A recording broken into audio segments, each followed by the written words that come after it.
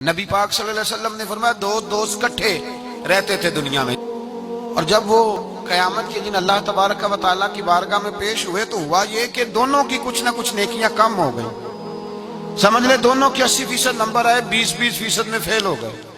اب 100% نمبر چاہیے تھا جنت میں جانے کے لیے۔ اب وہ دونوں 20% نیکیاں ڈھونڈنے نکلے۔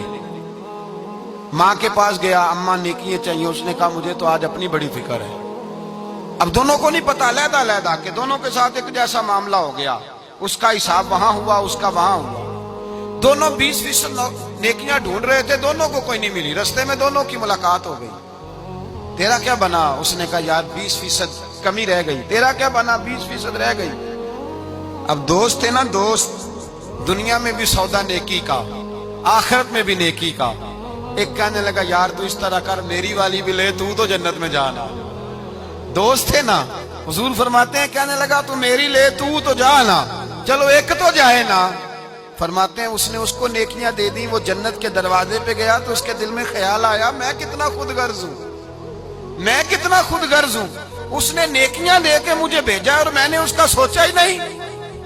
وہ دروازہ جنت سے پلٹ آیا، رونے لگا۔ عرش کا مالک جو سارا کچھ جانتا ہے فرشتوں سے پوچھتا ہے اسے پوچھو کیا بات ہے؟ اس نے کہا مولا مہربانی کر، میں دنیا میں بھی اس کے ساتھ رہا ہوں، اگر جنت میں بھی ہمیں اکٹھا فرما دے، تیری شان رحمت میں کمی نہیں آئے گی۔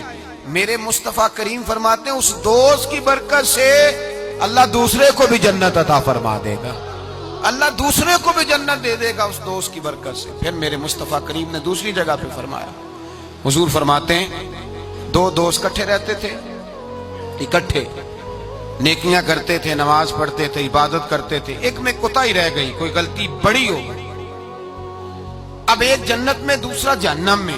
اب وہ جب جنت میں داخل ہوا تو عرض کرتا یا اللہ میرے دوست کو بھی بلا، میرے دوست کو چنگیاں دے لڑ لگی ساتھ میری چولی چ پھول پہ، اے اللہ میرے دوست کو بھی بلا۔ تو فرشتہ کہتا ہے کہ وہ تو جہنم میں ہے۔